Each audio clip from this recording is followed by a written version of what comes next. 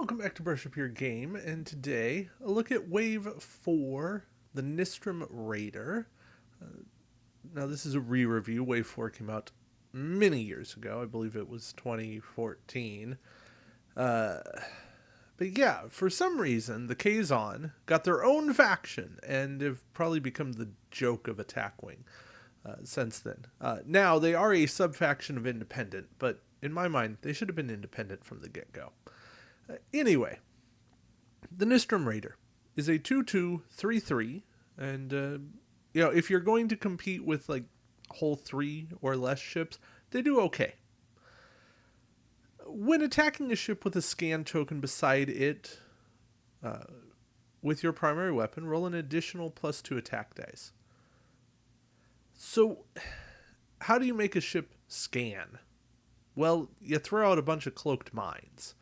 That's really the only way you have a chance of making ships scan. It's tough, right? Trying to control what other ships do is very limited. You could run.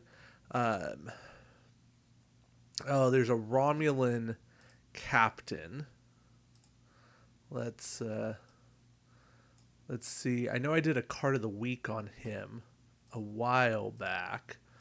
I believe it was Mendak. It's either Mendak or Aladar Jarok.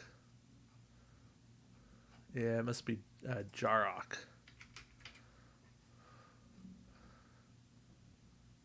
Yeah, there we go. Aladar Jarok is a 6-skill Romulan captain. After an opposing ship moves, but before its perform action step, target that ship, place 2 time tokens on this card. Choose an action on the target ship's action bar other than regenerate. This target ship must perform the chosen action during its perform action step. So with Aladar Jarok, you can make the Nistrim Raider work. It's a tough combo. Jarok's only gonna work every other turn, but I think there is potential there. You want to say, how in the world do I make this Nistrim Raider work? Well, there you go. I gave you 2 options. They're both Romulan options, but those can be from a friendly ship. They don't have to be on the Nistrim Raider. You're free to build this Raider how you want. Action bar, battle stations target lock evade. I do like it, better if it had scan, but it doesn't need scan. And 2 crew weapon tech, fairly good action bar, or slot bar, 20 points, it's overpriced. Kazon need to be repriced. I hope that's coming. Unfortunately, that won't benefit the Nistrim Raider unless we do get this same ability just on a cheaper chassis. The maneuver dial is okay. What excites me is the 180 firing arc. That's nice. No rear arc does hurt it, though. 3 comeabout's nice, but 3 turns being red, that hurts. 2 turns at white, that's nice. I would have liked to have seen 1 turns, even if the 1 turns were red. I would have liked to have seen that. 4 straight, no 5 or 6. Well, obviously not a 6, but no 5 straight. Again, this thing's small. It's agile. Would have been nice. Generic, yeah, it's 18, and it loses the tech slot of all things. I would have liked to have seen generics keep a tech, but yeah, maybe in a redo. Kulla is the captain. After you move, you may discard one of your crew upgrades to perform one of the actions listed on your action bar as a free action this round. Boy, that's expensive. I understand now you could do that with followers of Khan for a point. No faction penalty there. That's better. It's not great, but it's better. I don't love it.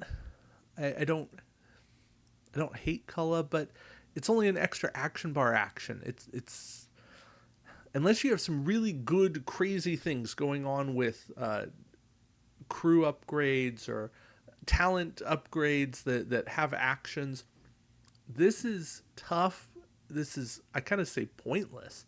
I suppose you could re-enable a weapon and then use Kulla to take a target lock, so you can use your disable weapons every turn.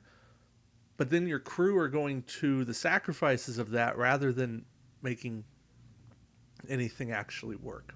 I don't know. It's tough. Redick, each time you defend, you may re-roll one of your blank results one time. For a 1-point captain, he's not bad.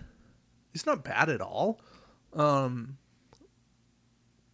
Very limited because he can only re-roll blanks. So a battle station, and are you really going to use a battle station token on defense for a single die?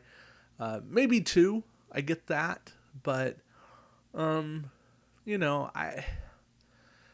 I can't say too much about a 1-point captain. You don't expect greatness out of them, but he does get compared with like a Clark Terrell, and Clark Terrell's a really good captain for a point. So, photonic charges. Now these are an attack disable to perform the attack at range 1 to 2. You get 3 dice. Place an Ox power token beside the target ship if there's at least one uncancelled hit or crit result. So, you get a nice benefit, but compared to Ferengi photon torpedoes, which cost 2, give you more dice, and give that Ox power regardless, these just suffer. Plus, Ferengi photons are time tokens, not a disable. I don't know. Again, if I'm in like a low defense die environment, and I know that that's a reality and I can put that Ox power token on it, I'm enjoying this. This isn't bad. I'll take the Ox power token, but it's so conditional. It can't really be good. Masking circuitry, this might as well be called Kazon cloaking device, because that's what it is. Instead of performing a normal action, you may disable this card to perform the cloak action. Place an Ox power token beside your ship. While you have a cloak token beside your ship, you may perform the sensor echo action even if this card is disabled. This is mission play. There are missions where having the ability to sensor echo is going to be helpful. But in normal play, no. Because you want to fire. And yeah, it's too many actions to make this work. Kazon Raiding Party. When attacking, if you inflict at least 2 damage, you may discard this card to reduce the damage to exactly 1 critical damage that ignores the opposing ship's shields. Disable 1 tech upgrade of your choice on the target's ship, then steal that upgrade, even if it exceeds your ship's requirements or slots. And you can only buy this on a Kazon ship. I like this card because you can get that crit through. If you ever attack a 2-hull ship, just taking a chance at getting a direct hit, or the minor explosion where they have to roll an attack die for a second damage, or even a 3-hull ship, and then you go in with Matt Decker, you got a chance with Kazon Raiding Party. Now, you do have to inflict at least 2 damage. I'm not taking this on the Nistrim Raider. I'd consider this more on the bigger ships, because they just have more dice. But I do think this is a playable card. It's a trick to pull off one time. Yeah.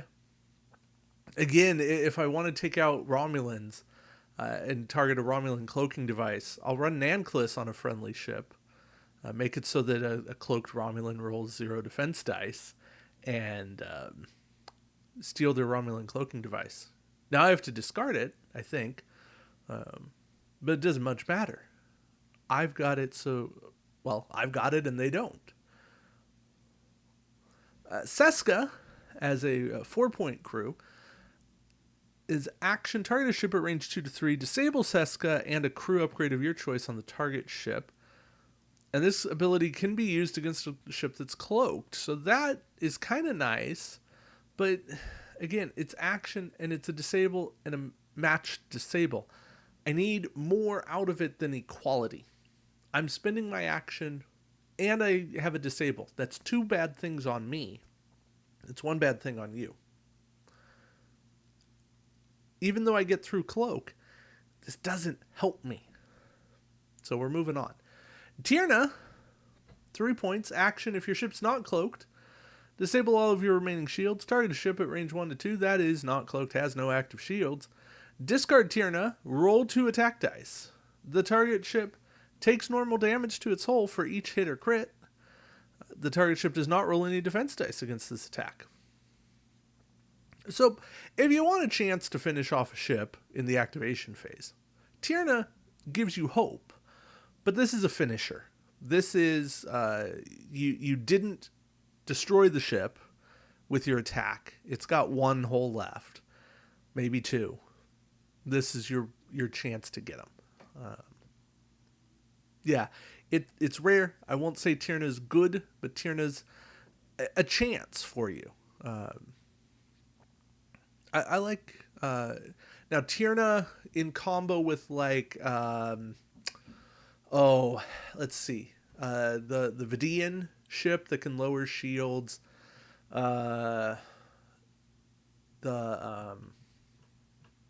even projected stasis field. That's a play. Let's see what else we got.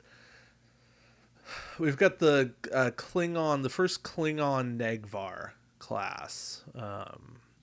That can lower shields with its named ability. That was... Scroll down here. That was just the Negvar. So there's something... There's a few things out there that could make Tierna playable. I don't think he's great. He's a chance. Because you could do 2 crits, you could do 2 hits, you could do 1, and you could do nothing. And this is a discard regardless. I would fix Tierna. I have some ideas of how to fix Tierna. I would only discard him if he inflicts a damage or more. But yeah, because for 3 points, I want my action and my discard to actually do something. But yeah. So overall, I think this pack is interesting. I think it has potential. It's weird to me that Romulans seem to be the best partner for it. Not to put stuff on this ship, but to run alongside it. I think it's fun. And I do think its home is in missions. And that's okay. Not everything has to be hyper competitive. But if you're looking for hyper competitiveness, this is not the ship for you. If you're looking for something to kind of spice up your missions and everything else, then I think this might be a ship pack that brings some different energies, some different enjoyment to the game. So consider that. Take it for what it's worth, and hey, let me know what you think in the comments. Thank you all for watching. Until next time, keep brushing up your game. Take care.